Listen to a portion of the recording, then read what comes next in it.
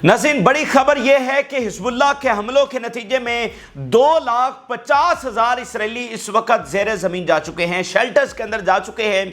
इतना बड़ा हमला हुआ है, 2,50,000 इसराइली एक ही टाइम के अंदर शेल्टर्स के अंदर अंडरग्राउंड जा चुके हैं और ये कई शहर हैं, कई शहरों के अंदर ये इवैक्यूएशन हुई है। इतने बड़े हमलों की तफसीलात आ रही हैं, यानी 80 लाख आबादी वाले मुल्क में अगर 2,50,000 यानी इनकी जो टोटल तेल अवीव की आबादी है वो गालबन को इतनी बनती है, यानी इनके शहर चंद हजार सेटलर्स के ऊपर मबनी शहर हैं। तो 2,50,000 सेटलर यानी उधर वाला जो इसराइल है वो सारा अंडरग्राउंड चला गया, इतने बड़े हमले हुए हैं। इसके साथ साथ नाज़रीन, एक बहुत बड़ा वाकया दुनिया में होने जा रहा है जो दुनिया के वर्ल्ड ऑर्डर को पूरी तरह से बदल के रख देगा, जिसमें ऑलरेडी चाइना, रशिया, ईरान अपना काम तो कर रहे हैं वर्ल्ड ऑर्डर को बदलने के लिए, लेकिन अब एक और मुल्क जो है वो फ्रंट फुट के ऊपर आ चुका है और ये जो मुआहिदा करने जा रहा है ये बहुत बड़ा मुआहिदा है। ये डॉलर की हेजेमनी को यानी कि अमेरिकी हेजेमनी को यानी कि वेस्टर्न हेजेमनी को ख़त्म कर सकता है और वो मुल्क है नाज़रीन इंडिया। और इंडिया मुआहिदा करने जा रहा है रशिया के साथ और आज इंडिया के वज़ीर-ए-आज़म जो है वो रूस पहुंच रहे हैं, इसके ऊपर भी बात करेंगे। ये दुनिया को बदल देने वाला ये मुआहिदा है जो आज होने जा रहा है। दूसरी तरफ नेटो का इजलास हो रहा है, ठीक है, और इधर ये वाली चीज़ें हो रही हैं, ये भी आपको बताएंगे। अफ्रीका ग्रेट गेम के हवाले से भी आज कुछ खबरें हमारे पास हैं, जिसमें 3 मुस्लिम ममालिक इकट्ठे हो गए हैं और अपनी रियासतों को मिलाकर एक कन्फेडरेशन जो है वो बनाने जा रहे हैं। 3 मुस्लिम ममालिक जो अभी आज़ाद हुए हैं, जहां पर रूस और ईरान से मिलिट्री एड भी पहुंच रही है, जो फ़लस्तीन के स्ट्रॉन्ग सपोर्टर हैं, वहां पर ये एक नया ब्लॉक बना है, वो भी आपको बताएंगे। यूरोप की कुछ तफसीलात आपके सामने रखेंगे। जर्मनी में क्या हो रहा है नाज़रीन कि जहां जहां पर इसराइल का झंडा है वहां उसके ऊपर वहां के यानी जर्मनी के जो शहरी हैं वो रेड निशान बना के भाग जाते हैं जहां जहां पर इसराइल का झंडा। यानी जब आप हमास की वीडियोस देखते हैं तो एक जैसे एक रेड वो एरो नहीं दिखाते जहां पर इसराइली फौजी फिर रहा होता है या जिसको उन्होंने टारगेट करना होता है, तो उसके ऊपर रेड एरो, तो वो रेड एरो आजकल दुनिया में हमास का सिंबल बन चुका है। वो जर्मनी में इस वक्त बहुत वाक़यात हो रहे हैं कि जहां जहां पर इसराइल का झंडा दीवार पर है वो वहां पर रेड एरो बना देंगे, तो उस पर भी बहुत उनको मुश्किल का सामना है। जो बरतानिया की नई गवर्नमेंट आई है उसके ऊपर शदीद तरीन प्रेशर है इस वक्त गजा में जंगबंदी के हवाले से और इसराइल को सपोर्ट ना करने के हवाले से बहुत सारी खबरें हैं। और जो मुज़ाकरात चल रहे हैं इस वक्त मिस्र में और CIA चीफ और इधर उधर सारे वो पहुंच रहे हैं, तो वो क्या मामला है, डेवल्स इन द डिटेल्स क्या हैं, इसमें जो उनकी शैतानी और चालाकियां हैं वो क्या हैं, या क्या वाकईतन जंगबंदी होने जा रही है, ये आपके सामने रखेंगे। जिन लोगों ने चैनल को सब्सक्राइब नहीं किया उनसे रिक्वेस्ट करेंगे कि चैनल को ज़रूर सब्सक्राइब कर लें ताकि हर आने वाली वीडियो आप तक पहुंच सके। नाज़रीन, सबसे पहले हिज़्बुल्लाह के हमलों का जो सिलसिला शुरू हुआ है कि नई लहर शुरू हुई है, उसमें अभी की ताज़ा तरीन खबर यह है कि अल मयादीन ये रिपोर्ट कर रहा है कि आज अभी जो हमले हुए हैं इसमें न्यूली इस्टेब्लिश्ड जो इसराइली हेडक्वार्टर्स हैं उनको निशाना बनाया गया। यानी इससे पहले इसराइली बहुत सारे हेडक्वार्टर्स को जलाकर राख कर दिया गया, फिर इसराइल ने नए हेडक्वार्टर्स बनाए। तो जो नए हेडक्वार्टर्स बने हैं आज उनके ऊपर अटैक्स हुए हैं। सबूत मैं आपके सामने रखने जा रहा हूं। Al Mayadeen, the latest missile attack from Lebanon targeted on newly established Israeli headquarters, जो नए बने हैं उनको जो है वो उन्होंने तबाह किया है। और इसके साथ नाज़रीन खबर यह है, इसराइली मीडिया बता रहा है कि 2,50,000 इसराइली जो हैं वो शेल्टर्स के अंदर गए हैं। अभी जो हिज़्बुल्लाह के हमलों का स्केल इतना बड़ा है, इतना बड़ा स्केल है कि 2,50,000 इसराइली शेल्टर्स के अंदर चले गए हैं। यानी इसराइल की सिक्योरिटी पूरी तरह से कोलैप्स हो गई है, उनका आयरन डोम पूरी तरह से फेल हो गया है। अगर इसराइल के इतने बड़े पैमाने के देखें, अगर एक आध शहर के ऊपर, एक आध छोटे से इलाके के ऊपर अगर हमला होता है, 10, 20, 30 मिसाइल चलते हैं, अब खुद सोचिए ना, अगर 10, 20, 30 मिसाइल चलते हैं तो क्या इससे 2,50,000 इसराइली ज़ेरे ज़मीन चले जाएंगे, ये शेल्टर्स के अंदर चले जाएंगे? क्या ऐसा होगा? हमले इतने बड़े हैं, उनका हुजम इतना बड़ा है, जो हम आपको कहते हैं कि सैकड़ों मिसाइल हैं, तो यही तो वजह है। और फिर कॉन्टिन्यूअस मिसाइल हैं, यानी 3 घंटे में उन्होंने सैकड़ों मिसाइल दागे, अगले 6 घंटों में इतना ही बड़ा वो हमला मजीद कर रहे हैं। तो इसलिए हुजम इतना बड़ा है कि उनको इस सूरत हाल का सामना है जिसका उनके पास कोई इलाज नहीं है और ना उनके पास आग का इलाज है जो कई इसराइली इलाकों में फैलती चली जा रही है, इसराइली आबादियों में, कस्बों में, टाउन्स में, और शहर दर शहर इस वक्त फैल रही है और उनकी बेसिस, उनका इंफ्रास्ट्रक्चर जो है वो जलकर राख हो रहा है। अच्छा, ये एक चीज़ होगी। अब मैं पहले नाज़रीन جو مذاکرات کی ڈیٹیلز ہمارے پاس آئی ہیں وہ آپ کے سامنے رکھنا چاہتا ہوں، جو کہ بہت ضروری ہیں آپ تک شیئر کرنا اس کی حقیقت۔ ناظرین، کل ہم نے آپ کو شیئر کیا تھا کہ مذاکرات دوبارہ سے شروع ہو رہے ہیں اور تاثر یہ دیا جا رہا ہے کہ ہم اتنے قریب ہیں کہ یہ بس 2-4 دنوں کی بات ہے کہ جنگ بندی ہونے جا رہی ہے، اور اب تو طے ہے، اب تو بیک گراؤنڈ میں تمام چیزیں طے کر لی گئی ہیں۔ اب یہ رسماً ملاقاتیں ہیں جس میں تھوڑی بہت چیزیں جو رہ گئی ہیں وہ طے ہوں گی، لیکن یہ تو طے ہو چکا ہے بیک گراؤنڈ میں کہ اب جنگ بندی ہم کرنے جا رہے ہیں، یہ طے ہو چکا ہے۔ یہ ہم نے آپ کو سامنے بتایا تھا کہ ایسا تاثر دیا جا رہا ہے، لیکن یہ سب جھوٹ ہے، یہ سب ڈرامے بازی ہے، یہ صرف اور صرف اسرائیل کے لیے ٹائم بائی کرنے کا طریقہ ہے۔ یہ وہی طریقہ ہے جو پچھلے 9 مہینوں میں آپ نے کئی بار دیکھا ہے، کئی بار ادھر ادھر مذاکرات قطر میں، مصر میں، پیرس میں ہوتے رہے، ایٹ دی اینڈ اس کا نتیجہ کیا نکلا؟ کچھ بھی نہیں۔ تو ابھی ناظرین صورتحال یہ ہے کہ مصر ان مذاکرات کو ہوسٹ کر رہا ہے، جس میں CIA کا چیف بھی پہنچ رہا ہے، جس میں قطری آفیشلز بھی ہوں گے، جس میں باقی اور اسرائیلی آفیشلز بھی اس کے اندر شامل ہوں گے۔ لیکن ذرا دیکھیے ایک خبر جس سے آپ کی روح کانپ جائے گی، جب مصر ان مذاکرات کو ہوسٹ کر رہا ہے تو غزہ میں ابھی کیا ہوا ہے؟ ایک یونروا کے سکول کے اوپر اٹیک ہوا ہے جہاں پر پناہ گزین موجود تھے، اور 29 فلسطینین شہید ہو گئے ہیں۔ صرف ایک سکول کے اٹیک کے اوپر 29 فلسطینین شہید کر دیے گئے ہیں۔ اس دیوار کی دوسری طرف مصر کی فوج کھڑی ہے، اس دیوار کی دوسری طرف مذاکرات ہو رہے ہیں جس میں یہ ڈھکوسلا دیا جا رہا ہے کہ جناب جنگ بندی ہونے جا رہی ہے، جس میں اسرائیلی آفیشلز وہاں پر آ رہے ہیں جن سے گلے لگا کر ملا جا رہا ہے، جن کے ساتھ خوش گپیاں لگائی جا رہی ہیں، جن کے ساتھ کہکہل لگائے جا رہے ہیں۔ وہ اسرائیل کیا کر رہا ہے؟ یہ کر رہا ہے جب مذاکرات کے نام کے اوپر جب آپ کہہ رہے ہیں، جب آپ ہمیں یہ تاثر دے رہے ہیں کہ آپ نے تو بڑا مارکا مار لیا کہ آپ جنگ بندی کروانے جا رہے ہیں، تو اسرائیل اس میں یہ کر رہا ہے، ٹھیک ہے؟ یعنی اسرائیل جس نے 50,000 سے زیادہ شہادتیں کر دی ہیں، ان کو اب اپنے ساتھ بلا رہے ہیں، جن کو دنیا نے ریجیکٹ کر دیا ہے، اپنے پاس بلا کر گلے لگا رہے ہیں، خوش گپیاں کر رہے ہیں، اور گارنٹی بھی نہیں دے رہے کہ اس کے اینڈ پر جنگ بندی ہوگی یا نہیں ہوگی۔ صحیح ہے؟ آپ الٹا ان کو ٹائم بائی کروا کے دے رہے ہیں۔ تو اگر میں کہوں کہ پھر یہ جو ٹائم بائی کروا کے دے رہے ہیں یہ بھی سہولت کار ہیں تو کیا میں غلط کہوں گا؟ یعنی آپ اس بات کو سمجھیے کہ وہ کہہ رہے ہیں یہ 3 سے 5 ہفتے لگیں گے کہ مذاکرات ہوتے رہیں گے، اور ادھر کیا ہو رہا ہے؟ ایک سکول کے اوپر اٹیک کرتے ہوئے 29 فلسطینیوں کو شہید کر دیا گیا ہے۔ تو 3 سے 5 ہفتوں میں یہ بم گرتے رہیں گے، فلسطینی روز شہید ہر گھنٹے میں شہید ہوتے رہیں گے۔ اور اگلی خبر دیکھیے، حماس نے ان کو کہا ہے اسی خدشے کے پیش نظر کہ پہلے ہمیں گارنٹی دیں، یہ ریٹن کمٹمنٹ دیں کہ ان مذاکرات کے اینڈ کے اوپر ایگریمنٹ ہوگا۔ یعنی پہلے ہم کتنی بار ہم نے مذاکرات کیے ہیں لیکن ایگریمنٹ تو نہیں ہوا، ایون ایک بار بہت قریب پہنچ گئے تھے اور صرف نیتنیاہو نے سائن کرنا تھا اور وہ اس سے پیچھے بھاگ گیا۔ یار مطلب یہ حد ہے دنیا کو بیوقوف بنانے کی۔ آپ کو اسرائیل کی اصلیت کا نہیں پتا، ابھی بھی آپ مطلب وہی پرانی باتیں دہرائے جا رہے ہیں۔ آپ کو پتہ ہے کہ اسرائیل کی پوزیشن واضح کیا ہے، نیتنیاہو کی پوزیشن واضح کیا ہے۔ تو حماس نے کہا کہ ہمیں ریٹرن گارنٹی دیں، پھر ہم آپ کے ساتھ بیٹھیں گے کہ اس کے اینڈ کے اوپر ایگریمنٹ ہوگا۔ اچھا، اسرائیل نے اس کا جواب پتہ ہے کیا دیا ہے؟ اسرائیل نے کہا جی ہم گارنٹی نہیں دیتے، اور دوسرا اسرائیل نے کہا ہے کہ جناب ہم وڈرا بھی نہیں کریں گے۔ اندازہ کریں، ہمیں یہ بتایا جا رہا ہے کہ جنگ بندی ہونے جا رہی ہے، اور آج اسرائیل کا بیان تھا کہ ہم وڈرا بھی نہیں کریں گے۔ پہلے ذرا الجزیرہ کے ہیڈ لائن دیکھیے، 9 months on bodies pile up under Israeli raids across Gaza۔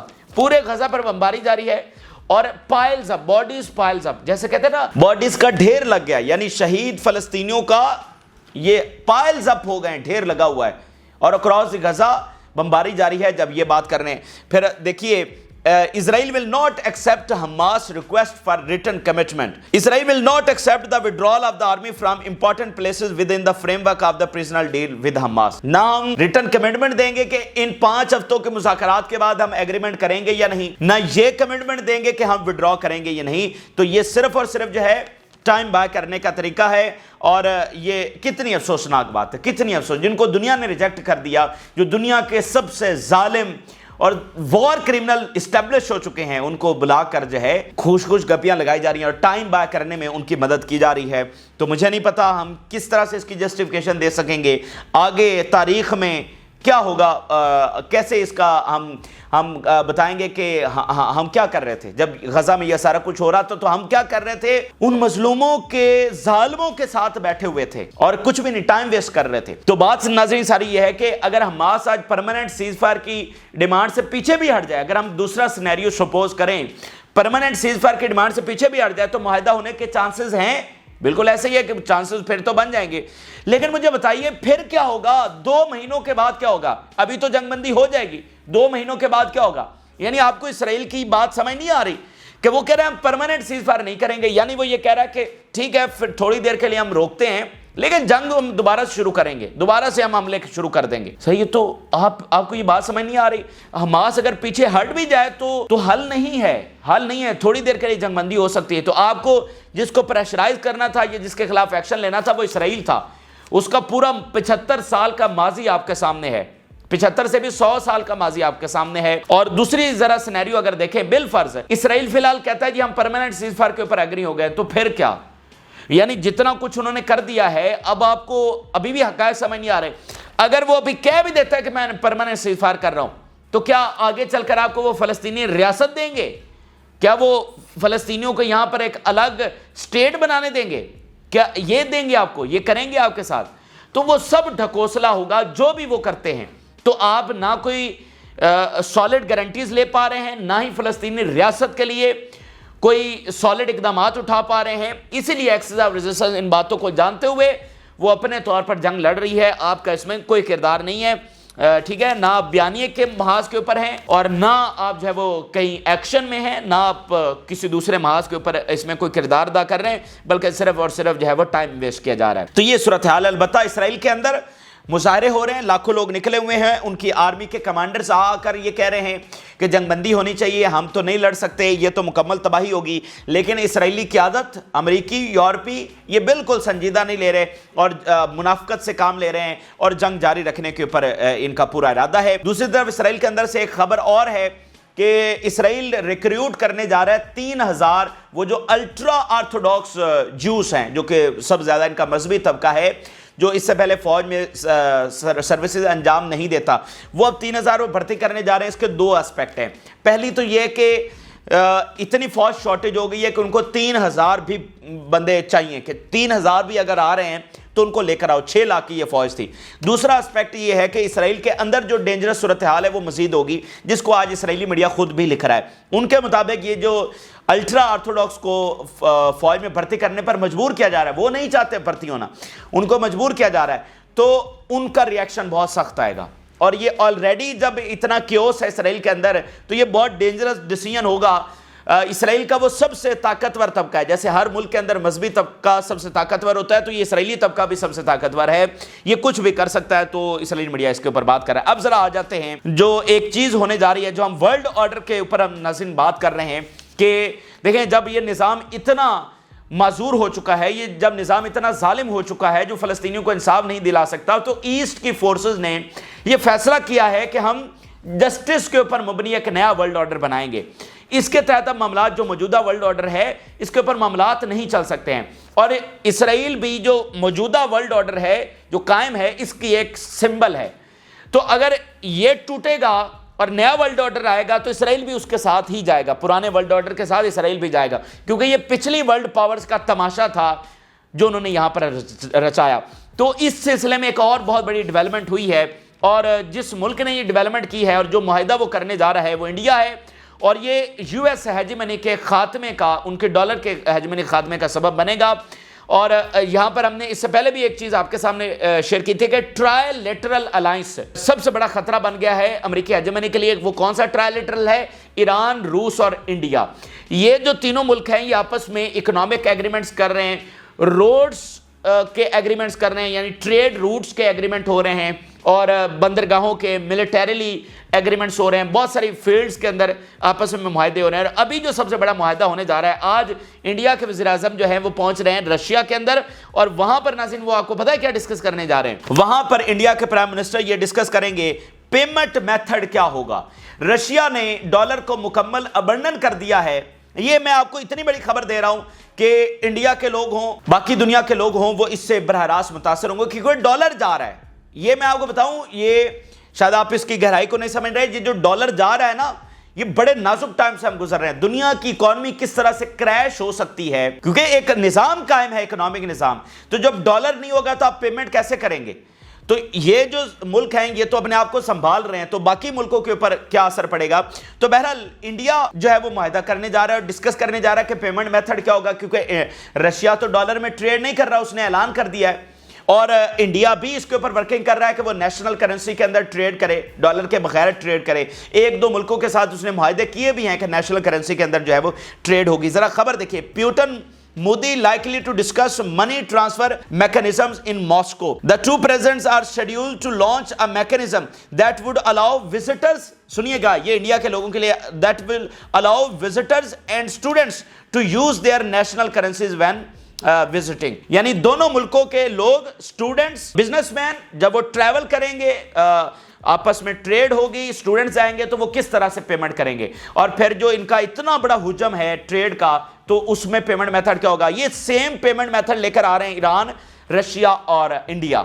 एक ही पेमेंट मेथड के ऊपर ये काम कर रहे हैं कि उसके ऊपर जो है वो मतलब डॉलर के मुकाबले में। टाइम बहुत इंपॉर्टेंट है, उधर नेटो का इजलास चल रहा है, उधर ये मुलाकात हो रही है जो नेटो की हेजेमनी के खात्मे को मुलाकात है। भाई उनकी हेजेमनी सारी की सारी डॉलर के ऊपर है। दुनिया का सबसे बड़ा कर्जा अमेरिका के ऊपर है, लेकिन दुनिया का सबसे ताकतवर और अमीर मुल्क भी अमेरिका। तो ये कैसे है? ये ऐसे है कि वो जितना चाहे अपना पैसा छाप ले।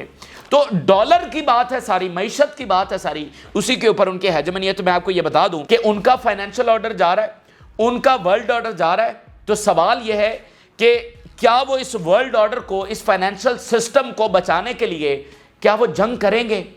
और अगर वो जंग में उतरेंगे तो ये जंग कितनी बड़ी होगी? और क्या इस जंग के इख्तिताम पर वो जीत पाएंगे? क्या वो इस वर्ल्ड ऑर्डर को, इस फाइनेंशियल सिस्टम को और डॉलर को क्या वो बचा पाएंगे? तो ये तीन बड़े सवालात हैं। और मेरा ख्याल है कि जितना हमने पिछले 9 महीनों में कवरेज की है, जितने आपके सामने हकायक रखे हैं, आप इन तीनों सवालों के आप जवाब दे सकते हैं कि हाँ जंग होगी, हाँ ये बहुत बड़ी जंग होगी जो कि आलमी जंग भी हो सकती है, और हाँ कि वो अब इस अपने वर्ल्ड ऑर्डर को बचा नहीं सकते हैं। ये तीन सवाल हैं आगे दुनिया के फ्यूचर के हवाले से, और तीनों के जवाब अब आप बहुत बखूबी जो हैं वो जानते हैं। अच्छा, अब जरा अगर उधर नेटो वाली बात करें तो वहां पर उनका मसला यह है कि ट्रंप और बाइडेन का क्या बनता है। NATO officials fear Biden might lose 2024 US presidential race. Trump सीधा नेटो के खिलाफ है, बाइडेन नेटो का सबसे बड़ा हिमायती है। तो नेटो का मसला यह है कि ट्रंप आ गया तो प्रॉब्लम है, वो तो सारा यूक्रेन वाला मुद्दा ही बदल के रख देगा, सारी जंग ही बदल के रख देगा। तो वहां पर एक खौफ है। और इसके दो डायमेंशंस हैं कि अगर उनको ये मालूम हुआ कि वाकईतन ट्रंप आ रहा है तो वो बाइडेन के दौरे इक़्तिदार में ही कुछ बड़ा करने की जो है वो कोशिश करेंगे। इसी दरमियान नाज़रीन, मैक्रोन जो फ्रांसीसी सदर हैं, बरतानिया के नए वज़ीर-ए-आज़म और जर्मन चांसलर, इनकी कॉल पर बात हुई। एक जॉइंट इनकी समझ लें कि डिस्कशन हुई है कॉल के ऊपर, जिसमें उन्होंने नेटो के समिट के ऊपर डिस्कशन की। क्योंकि मैं आपको बता चुका हूँ कि ये दुनिया के फ्यूचर के हवाले से सबसे इंपॉर्टेंट समिट है। तीनों ने कॉल के ऊपर बात की और तीनों ने नेटो को मुकम्मल सपोर्ट और यूक्रेन को मुकम्मल सपोर्ट की आपस में डिस्कशन की। और ये जॉइंट स्टेटमेंट आई है कि हम साथ खड़े हैं। अरब ममालिक क्या नेटो में जाएंगे, जहां पर इसराइल भी बैठा होगा, जहां पर रशिया, चाइना, कोरिया, ईरान के खिलाफ फैसले हो रहे होंगे। अरब्स को ऑफर है नेटो शामिल होने की, क्या वो करेंगे, क्या होगा? लेकिन मुश्किल फैसला, आसान नहीं है अरबों के लिए, वहां पर शिरकत करना भी आसान नहीं है। देखते हैं क्या होता है। लेकिन जर्मनी में एक बड़ी अजीबोगरीब चीज हो रही है, और वो ये हो रही है जिसके ऊपर जर्मनी का पार्लियामेंट बाकायदा वोटिंग करने जा रहा है किस चीज को रोका जाए। और वो ये है कि जर्मनी में नाज़रीन जहां जहां मतलब इजराइल की कोई भी झंडा लगा हुआ है या कुछ भी, तो उसके ऊपर वो रेड सिंबल बना देते हैं। वो रेड सिंबल जो है वो हमास की अलामत है, जो वो अपनी वीडियोस में एक रेड सिंबल बनाते हैं। तो उसके ऊपर गवर्नमेंट बहुत परेशान है और वो कह रही कि इसका क्या हल करें। और ये देखें ना, terrified by Hamas red triangle, German house votes on banning symbol. तो वो बाकायदा वोट करने जा रहे हैं। अच्छा, अगली खबर नाज़रीन ये है कि बरतानिया की जो नई गवर्नमेंट आई है, जो बहुत मेजोरिटी के साथ आई, उसके ऊपर बहुत प्रेशर है। और प्रेशर इसलिए है कि लोग कह रहे हैं कि गजा के लिए आप वोट मांग कर आए हैं। आप हमें क्या कह रहे हैं कि फ़लस्तीन की रियासत रिकग्नाइज करेंगे, असला बंद करेंगे। तो पिछली जो हुकूमत थी उसने तो आलमी अदालत से वारंट तक रुकवा दिए थे इसराइल के लिए। तो तुम उस वारंट को क्या रुकवाओगे या तुम इसको जारी करवाते हो? ये आप उनके एक एनालिस्ट का जरा बयान देखिए। Britain's Conservative government move to delay an international criminal court decision on arrest warrants for Israel's Netanyahu and Gallant. Will the new Labour government withdraw that effort, or will it also shamelessly defend Israeli war crimes? shamelessly. تو میں آپ کو بتا دوں کہ یہ اتنا آسان نہیں ہوگا نئی برطانوی گورنمنٹ کے لیے جو ووٹ اس بات کے اوپر مانگ کر رہی ہے، اور اس کو بہت اچھے سے پتا ہے کہ جو پچھلی گورنمنٹ کے ساتھ جو اس کا حشر نشر ہوا ہے اس میں ڈومیسٹک ایشوز ظاہری باتیں ہیں، لیکن اس میں بہت بڑا فیکٹر غزہ کا ہے۔ آپ مجھے بتائیے کیا یہ نئی گورنمنٹ چاہے گی کہ لاکھوں لوگ ابھی سے، جب اس کو ایک ہفتہ بھی نہیں ہوا تو ابھی سے اس کے خلاف سڑکوں پر نکل آئے؟ کیا نئی گورنمنٹ اس کو برداشت کر سکتی ہے؟ تو وہ بے شک اندر سے پرو اسرائیل ہیں، لیکن ان کے لیے بہت مشکل ہوگا اسرائیل کی اس طرح سے جیسے رشی سوناک سپورٹ کر رہا تھا، کیونکہ یہ ان پاپولر ہونا یہ گورنمنٹ افورڈ نہیں کر سکتی۔ 14 سال کے بعد ان کو گورنمنٹ ملی ہے، یہ افورڈ نہیں کر سکتی کہ ان کے سڑکوں کے اوپر، لندن کی سڑکوں کے اوپر لاکھوں لوگ نکلے ہوں، تو اس لیے یہ بڑی امپورٹنٹ چیز ہے۔ اگلی ناظرین چیز ہے افریقن گریڈ گیم کے حوالے سے۔ افریقن گریڈ گیم میں آپ کو بتا رہا ہوں کہ وہاں پر ویسٹ کا قبضہ تھا، اسرائیل کا قبضہ تھا، وہاں کے ریسورسز، وہاں کی مین پاور وہ اپنے لیے استعمال کرتے تھے۔ اب ویسٹ وہاں سے نکل گیا ہے، ان کی ہیجمنی ختم ہو گئی ہے، مسلم ملک وہاں پر آزاد ہو رہے ہیں، رشیا، چائنا، ایران کا انفلوئنس وہاں پر بڑھ رہا ہے، ملٹری ایگریمنٹس ہو رہے ہیں، اور وہ مطلب anti western, anti American, anti Israeli جو ہے ایک بلاک الائنسز بن رہے ہیں، اور وہاں پر رشیا کا سب سے زیادہ انفلوئنس۔ 3 جو نئے ابھی ملک سمجھ لیں کہ جہاں سے انخلا ہوا ہے ویسٹرن فورسز کا، مالی، برکینا فاسو اور نائجر، تینوں بڑے امپورٹنٹ کنٹریز ہیں، اور بہت بڑی خبر یہ ہے کہ تینوں ملکوں کے سربراہان کی میٹنگ ہوئی ہے اور تینوں نے یہ فیصلہ کیا ہے کہ وہ کنفیڈریشن بنانے جا رہے ہیں۔ Niger, Burkina Faso, Mali sign treaty to become confederation. ایک ہوتا ہے فیڈریشن، یعنی جیسے انڈیا ہے، پاکستان ہے، یہ سارے امریکہ، یہ سارے فیڈریشن ہیں کہ ایک وفاق ہے اور اس کے نیچے صوبے ہیں یا اسٹیٹس ہیں۔ یہ انڈیپینڈنٹ اسٹیٹس ہیں، جب وہ آپس میں کسی خاص اسپیسیفک ایجنڈے کے اوپر اکٹھی ہو جاتی ہیں، کوئی ٹریٹی کرتی ہیں، تو وہ کنفیڈریشن بن جاتا ہے۔ تو یہ بہت بڑا یہاں پر الائنس بننے جا رہا ہے، اور یہ اینٹی امریکن اور اینٹی اسرائیلی الائنس ہے، اور ابھی رشیا کے وزیر خارجہ ہے وہ انہی ملکوں کا دورہ کر کے گئے ہیں، ٹھیک ہے؟ تو یہ بڑی امپورٹنٹ چیز ہے، اور جو یمن اپنا انفلوئنس بڑھا رہا ہے وہ بھی اسی پٹی میں، ساتھ الجیریا ہے وہاں پر، مطلب وہ میڈیٹرینین سی میں جو سارا کچھ کرنے جا رہا ہے، تو یہاں کے وسائل آگے استعمال ہوں گے، تو یہ ایک بڑی امپورٹنٹ چیز ہے۔ تو یہ اس وقت کہا ہے کہ فرانس میں الیکشن ہو رہے ہیں، میکرون کی چھٹی ہو رہی ہے، وہ بہت بڑا چینج ہے جس کے امپیکٹس دنیا کے اوپر آئیں گے، اور کھلبلی ہے، ایک انٹرنیشنل نظام جا رہا ہے، کھپ پڑی ہوئی دنیا میں آگے کیا ہوتا ہے، ادھر عالمی جنگ ہے، ادھر مطلب ایک امن کی کوششیں کرنے والی فورسز ہیں، تو کون کامیاب ہوتا ہے؟ لیکن بہرحال یہ تو طے ہے کہ یہ نظام جا رہا ہے، اور اس نظام کے جانے کے ساتھ اسرائیل کی بدماشی بھی جا رہی ہے، امریکہ کی بدماشی بھی جا رہی ہے، اور دیکھتے ہیں کہ آگے کیا ہوتا ہے، کیا صورتحال بنتی ہے۔ تو یہ ہم کوشش کرتے ہیں کہ ایک ویڈیو کے اندر کمپائل اور کمپریہنسو دنیا کے سطح کے اوپر کیا ہو رہا ہے، جو یوکرین، مڈل ایسٹ سب کو افیکٹ کر رہا ہے، تو یہ ہم کوشش کرتے ہیں کہ آپ کے سامنے دنیا کے حالات رکھیں۔ آج ذرا یورپ کے اوپر اور بھی ہمارے پاس ڈیٹیلز ہے، جو فار رائٹ گروپ جو ورلڈ وار 2 کے بعد پہلی دفعہ یورپ میں جو ہے وہ اقتدار میں آ رہا ہے، اس کے کیا امپیکٹس ہیں وہ کسی اور ویڈیو میں آپ سے شیئر کریں گے۔ جن لوگوں نے چینل کو سبسکرائب نہیں کیا ان سے ریکویسٹ کریں گے کہ چینل کو ضرور سبسکرائب کر لیں تاکہ ہر آنے والی ویڈیو آپ تک پہنچ سکے۔ اجازت دیجیے، اللہ حافظ۔